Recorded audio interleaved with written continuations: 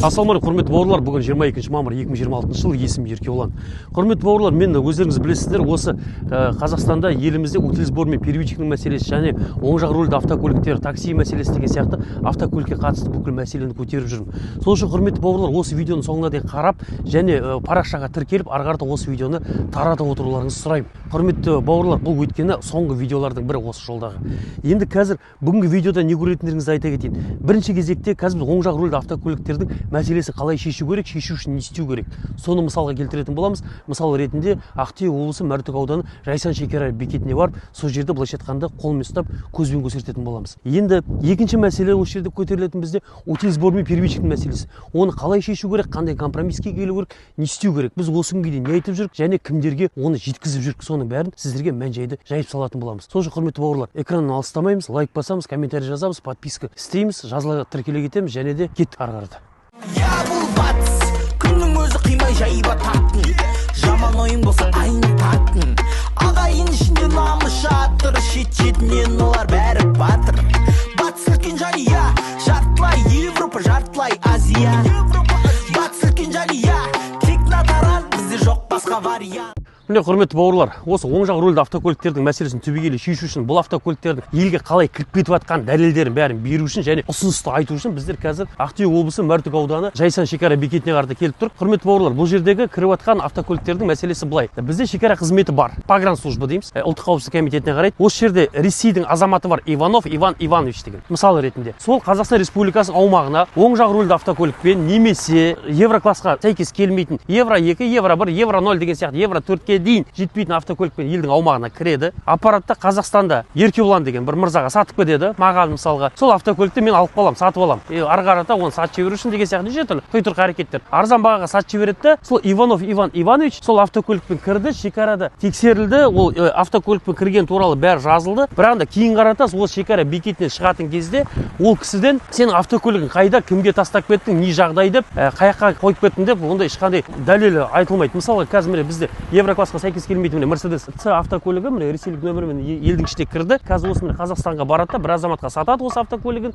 кейін қарата алады, өзі жаяу таксимен немесе де басқа да көлік құралдарымен жаяу болсын шекарадан шығып кетеді. Сол үшін елімізде Евроклассқа сәйкес келмейтін және оң жақ рөлді техникаға келмейтін автокөліктер қалып қойып жатыр, соны азаматтарымыз сатып алып жатыр. Сол үшін сондай үлкен мәселе орын алады бізде. Енді тағы да шекарадағы екінші мәселе үлкен проблема. Мына автокөліктер, фуралар өтеді, не істейді? Мысалы, қазір осы автокөліктердің көбісі Өзбекстан мемлекетінен келе жатқан автокөліктер елімізде кірген кезде Шымкенттің үстімен, Түркістан облысының, Қызылорда облысы, Ақтөбе облысының үстерімен айыппұлдарға түседі камераларға. Және де келеді осы шекара бекетінен ешқандай қиындықсыз өтіп кете береді. Бұның айыппұлдары қашан төленбей, содан кейін сот орындаушыға кетіп, сөйтіп немесе нотариустерге кетіп, приписание бірнәрсе берілгенге дейін бұл автокөліктердің айыппұлын өндіру мүмкіншілік тумайды. Сол үшін елімізде шекарамызды бекіту үшін біздің тарапымыздан ұсыныс бір программа жасақтауымыз керек. Министерство цифровизациямен бірге, цифрлық министрлікпен бірге, искусственный интеллект министрлігі бар. Сонымен бірге программа жасап, программаның ішіне полиция, КАП, комитет адым полиции, айыппұлдарды қарайтын. Екінші шекара қызметі, кеден қызметі және комитет техрегулирования метрология және техникалық реттеу комитетінің КТРМ, министерство сауда және интеграция министрлігінің жанынан. Бесіншісі кімді қосу керек? Өнеркәсіп және құрылыс министрлігін. Олар өйткені осы автокөліктерді елімізге промсоглашение жаңа 304-307 бұйрыққа байланысты, нақты мына жерде бұйрықтың цифры шығады сіздерге. Сол бұйрықты жүзеге асыру керек. Сол үшін біздің ұсынысымыз сол бір программа жасақтауымыз керек. 5 жаңағы орган сол жерге кіріледі. Сосын тұрады да бүйтеді. Қазақстан Республикасы аумағына Иванов Иван Иванович деген жаңағыдай Мерседес С классы машинасымен келді. Евроклассқа сәйкес келмейтін 96 жылғы елге тастап кетті де кейін қарата шығып бара жатқан кезде смарт бриджде ол тіркеуде, мысалға біз смарт бридж деп атадық программамыздың атын. Сода тіркеуде тұру керек. Тіркеуде тұрған кезде бүйтеді. Иванов Иван Иванович Мерседес С класс автокөлігімен осындай күні кетті, өтті Қазақстан Республикасы аумағына. Шығып келе жатқан кезде Атыраудан шықсын, Маңғыстаудан шықсын, тіпті Оралдан қай жақта шыққысы келеді, сол жақта шығып бара жатқан кезде шекара қызметтері сұрақ қою керек. Иванов Иван Иванович, сіз осындай евроклассқа сәйкес емес автокөлікпен кірдіңіз. Сол автокөлігіңіз қайда? Ол айтады, мен Еркебұлан деген жігітке тастап кеттім, бұзылып қалды дейді. Еркебұлан онда Еговқа кірсін. Еговтың ішінде осындай батырма болады, мысалы Smart Bridge деген. Батырмаға кірсін да жазсын. Мен Кулбасов Еркебұлан, осындай жылы туылған, мекенжайы мындай. Мен өзіме сақтауға Иванов Иван Ивановичтің Mercedes C-класс автокөлігі, мемлекеттік нөмірі мындай, ВИН-коды осындай. Сол автокөлікті сақтауға алып қалдым.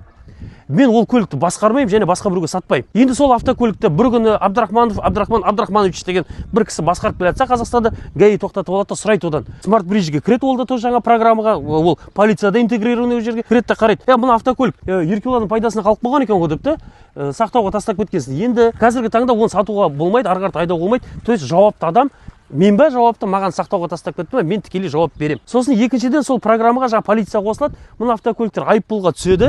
Жаңағыдай Каспийімізге келеді, біздің тілмен айтқан кезде. Айыппұлға түседі, мына жерге келатқан кезде, оны алады шекара бекетінде жаңа Smart Bridge деген программаға кіреді. Ішіне ашып қарайды. Сіздің осындай фура DAF 105 мемлекеттік нөмір мындай, Өзбекстан мемлекеттік тіркеу нөмірінде сіздің айыппұлдарыңыз бар, төлемей елден шықпайсыз дейді. Сол кезде біздің бюджетті толықтырып, еліміздегі айыппұлдарды өндіруге мүмкіншілік табылады. Бұл автокөліктердің көбісі айыппұлдар төлемей кетіп қалып жатқан жайы бар. Өзбекстанға барады, перерегистрация істейді, автокөліктердің нөмірін алмастырып алады, қайттан кіреді, оны ешкім таба алмайды ары қарата. Сол үшін елімізде өндірілген айыппұлдар көп. Сосын аламыз да Қазақстан Республикасының азаматтары шетелдік нөмір басқарып жүрген автокөліктерге шығамыз. Ол бүйтеді. Өзбекстанның нөмірі, Ресейдің нөмірі, Қырғызстан, Арменияның нөмірі деп ешкім оны разбираться етіп жатпайды. Шетелдік нөмірлі автокөліктердің айыппұлдарға қарызы мысалы 5 миллиард теңге ақша дейді. Сосын тұрады да 5 миллиард теңге ақша дейді, алады да оны бүкіл Қазақстан Республикасы азаматтарына өндіре бастайды. Сол кезде әлеуметтік жағдай қиындайды елімізде, саяси жағдайлар қиындайды, шулаймыз, айтеміз, бүйтеміз, сондай мәселелер орын алады, құрметті бауырлар. Сол үшін біздің ұсынып тұрғанымыз осындай программа ұсынып тұрық. Сол кезде бізде серия воздың жолы тоқтаған кезде еліміздегі оң жақ рөлді автокөліктердің мәселесін түбегейлі шешіп, осылай автокөліктерімізді заңдастырудың нақты бір тетіктері пайда болатыны рас, құрметті бауырлар. Сол үшін біздің осы тарапта ұсынысымыз осындай. Енді келесі мәселеге көшейік. Құрметті бауырлар, екінші үлкен мәселе утилсбор және первичка. Құрметті бауырлар, жеке тоқтала кетейік. Бірінші утилсбор. Екінші мәселенің бірі деп айтайық. 2-1.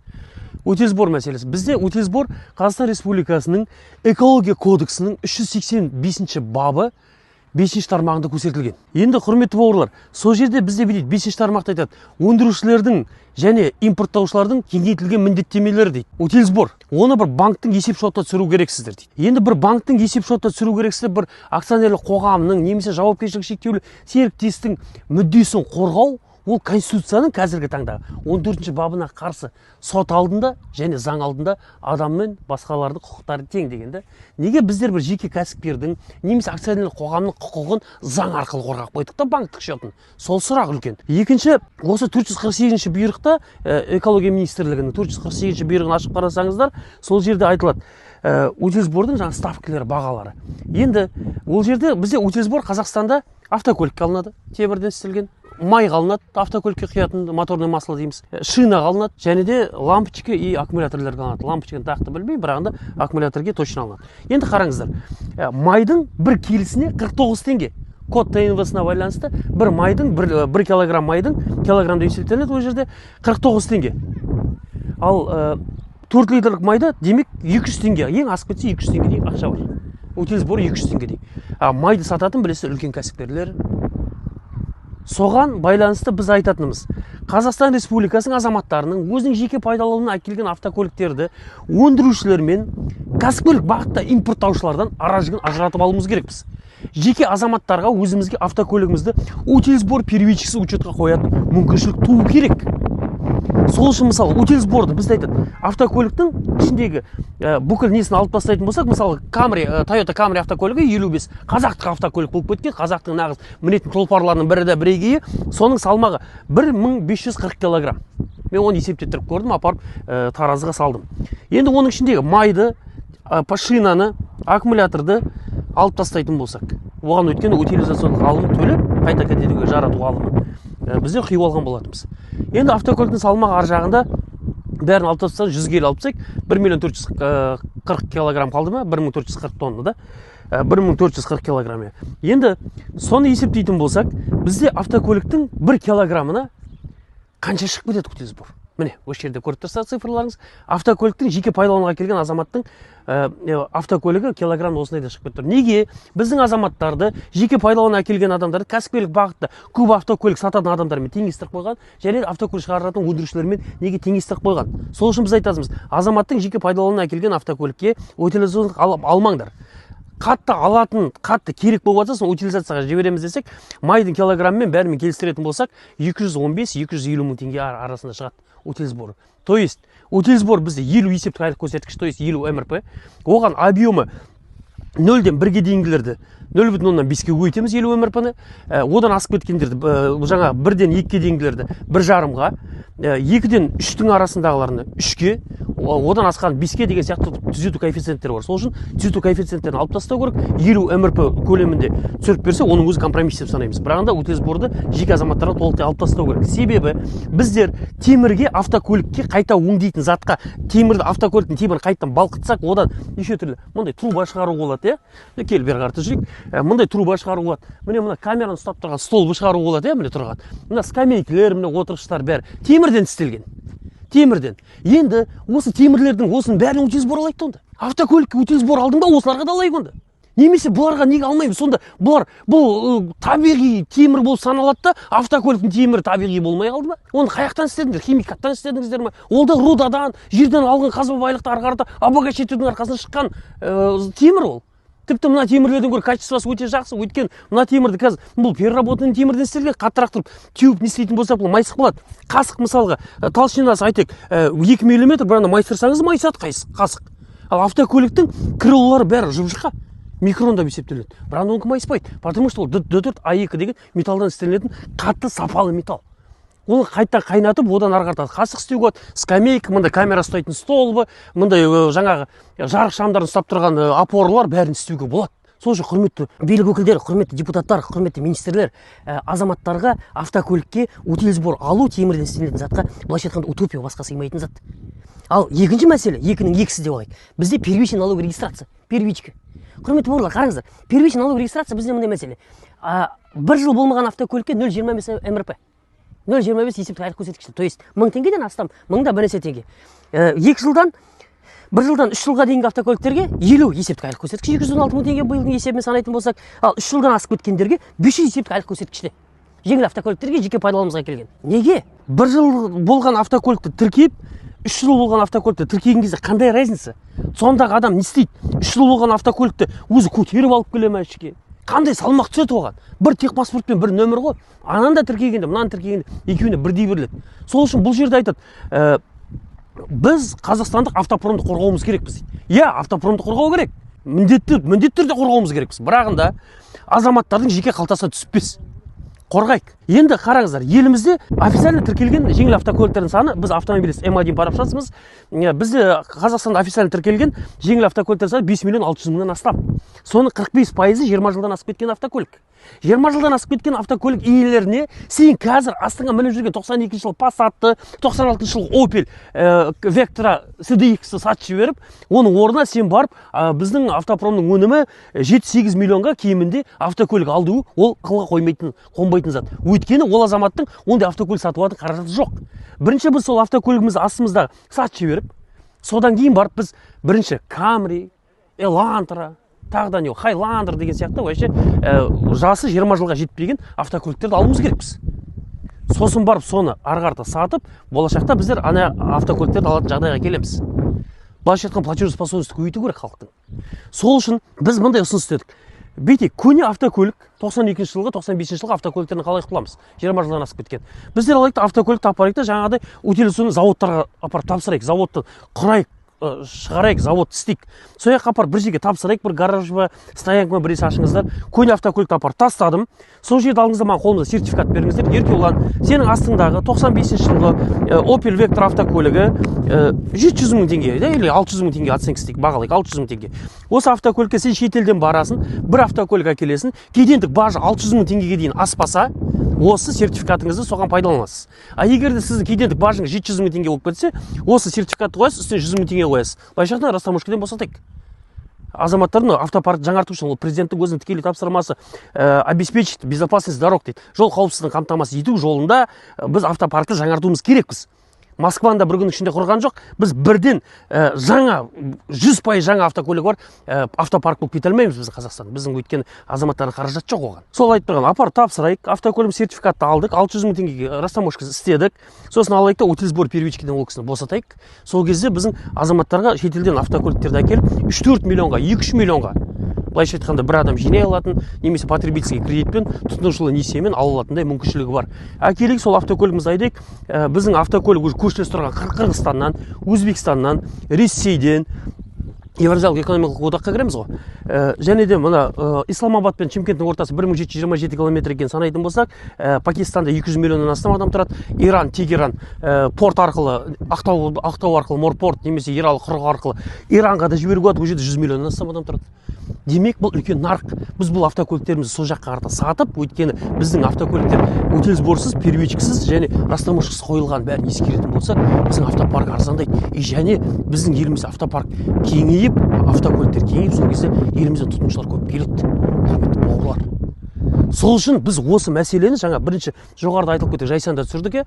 Сол жерде оң жақ рөлді автокөліктер мәселесін шешу үшін сервозның жолын солай жауымыз керекпіз. Және де еліміздегі автопаркты жаңартып, еліміздегі автокөліктердің, көне автокөліктерден құтылу үшін осы шаралардың бәрін қолға алуымыз керекпіз. Сол кезде біздің елімізде нағыз конструктивті бірінші пайда болады. Сол кезде халықтың үкіметке деген, билікке деген сенімі пайда болатыны белгілі. Өйткені халықтың тарапына істелетін бір заңды істейтін уақыт келді. Құрметті бауырлар, ол үшін дәл осы әңгімені Ерлан Бияхметұлы Сайыров, Қазақстан Республикасының мәжіліс депутаты, Аманат фракциясының төраға орынбасары мәжіліс қабырғасында айтқан болатын. Қазақстанның президенті Қасым-Жомарт Тоқаев жақында Қазақстанның экономикалық өсімі халықтың әл-ауқатын арттыруға бағытталу керек деп нақты тапсырма берді. Енді бүкіл Қазақстанның халқын бүгінгі таңда алаңдатып отырған мәселе ол әрине утиль алым деп аталатын мәселе. Менің ойымша, бүгін осы өкіметпен бірігіп, біз осы утиль алымның айналасында белгілі бір халықтың ойынан шығатын бір позицияға келуіміз керек тәрізді. Өйткені Қазақстанның экономикасы расында да дамып келе жатыр, динамика бар. Мынау біз автомобиль жасаушыларға ешқандай қарсылығымыз жоқ, бірақ біз енді халқымыздың өзінде ойлайтын уақыт жетті ғой деп ойлаймын. Міне құрметті бауырлар, осы біз мәселені жеткізіп жүрік, айтып жүрік, осының жолында күресіп жүрік, барымыз салып жүрік, құрметті бауырлар. Біреу тыңдаса тыңдайды, біреу тыңдамаса тыңдамайды деген сияқты. Бірағында біз бұл мәселені төменден жеткізетінімізге сенімдіміз. Сол үшін бірінші кезекте халықтың қолдауы керек.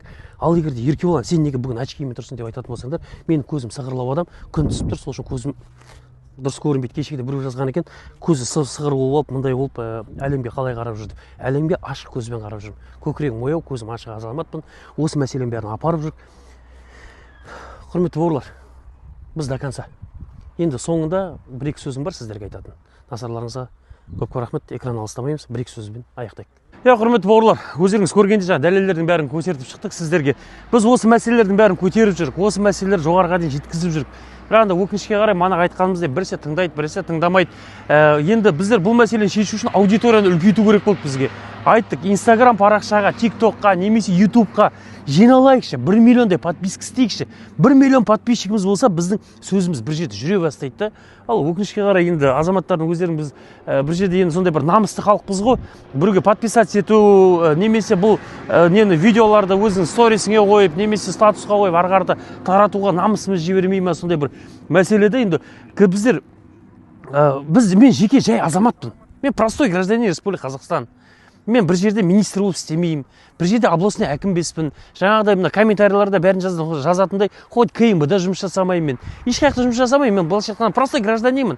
Мамандығым заңгер, бітіргендігім заңгер. Осы ешек мініп кеткен қазаққа осындай тұлпарлар мінсін деп, осылардың шаруасын көтеріп, осындай әрбір қазақтың үйінде бір кемінде осындай автокөлік болсыншы, сонымен кәдімгі алыс жақындатып жүрсінші деп, сөйтіп стараться етіп жатқан жайымыз бар да. Құрметті бауырлар, енді біз де адамбыз, мен де шаршаймын, мен де шалдығам, мен де кейбір жерде шалынам, кейбір жерде қанатым таяды, құрметті бауырлар. Қолымнан келетін де келмейтін бәрін істеп жатырық.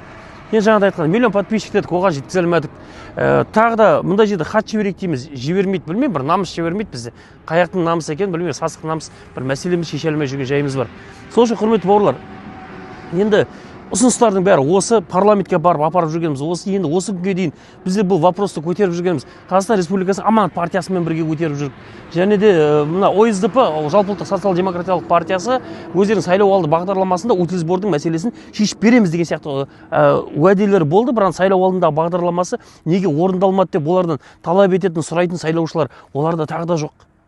Және де Ерлан Бекахметұлы Сайыров мырзамен осы мәселені бірнеше рет көтердік. Ол кісі қазақта сөз бар, жалғыздың үні шықпас, жаяудың шаңы шықпас дейді. Кейде жалғыз болып қалады, ол кісі кейде жаяу болып қалады, қолдауды көрсете алмай қалып жатамыз. Құрметті бауырлар, мен түсінгенім ең бастысы Қазақстанда кез келген мәселені шешу үшін осы елдің ұлдары бір-бірін батырымдер дейді.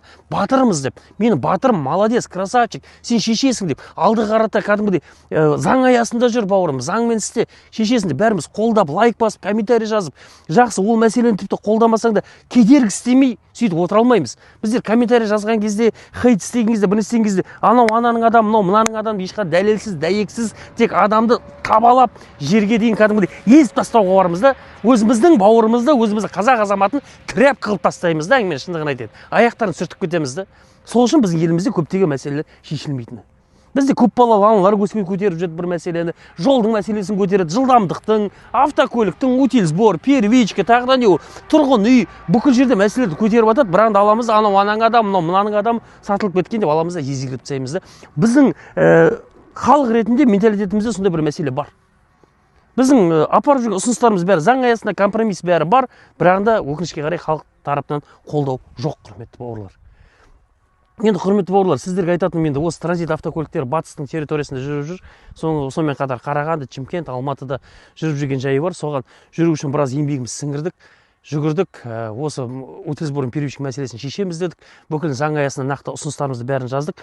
Өкінішке қарай қазіргі таңда қолдаудан гөрі даттаушылар көбейіп кеткен жайы бар. Сол үшін құрметті бауырлар, кейбір кезде артық кетіп қалып жатса кешірім өтінеміз. Осы күнге дейін қолдағандарыңыз үшін шексіз алғысымды білдіремін. Мен бір елімде сізді адамзаттың, өзім халқымның бір кәдесіне жарағым келді. Кейбір жерде мүмкін жігерім құм болып, кейбір жерде бұлай ынта жігерім сынып қалып жатса кешірім өтінемін.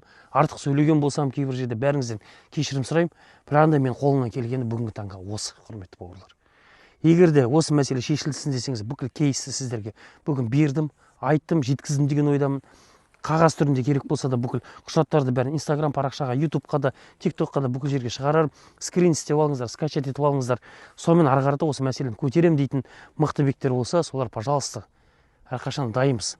Бірақ та менде де намыс бар, құрметті бауырлар. Менде де тума бар, туысқан бар, менде де өмір бар. Мен ары қарата білмеймін, қазір қиын болып кетті. Амандық болса, бұл предпоследний видео деп айтайын. Бүгін кейстің бәрін көрсеттім. Ең соңғы қоштасу видеомызды алыста емес. Кез келген заттың бітетін функциясы бар. Сол бітетін уақытта жақындап қалды. Енді бүкіл шайқаста жеңу міндетті емес. Ақтабан шұбырында алқакөл сұлама кезінде де бабаларымызда жеңілген бір шайқастан. Бірақ ары қарата целый битва дейді ғой. Бүкіл соғысты содан кейін жеңген еді. Сол үшін бұл шайқаста мен түбіне дейін барамын, мен бәрібір жеңемін утилизбор первичканы. Түбіне дейін барамын. Бірақ қашан екенін білмеймін да. Сол үшін құрметті бауырлар, предпоследний видео. Назарларыңызға көп рахмет, қолдауларыңызға шексіз алғысымды білдіремін. Қоштасу видеосы жақын күндерде арнаға шығады. Оған дейін тіркеліп кетіңіздер. Бүкіл мән-жайдың бәрін айтып, кімнің кім екенін бүкіл раскладты беріп, осы күнде кім еңбек сіңіргенін бәрін ортаға салатын боламын. Мен де шаршадым, құрметті бауырлар. Көп рахмет, кешірім өтінемін. Шарлаған жолым жатыр жер бетінде, көрінер көлеңкесі келбетінде. Қай жерде үзіледі қайран сапар, түйін боп өмірімнің бір шетінде. Қай жерде үзіледі қайран сапар, түйін боп өмірімнің бір шетінде.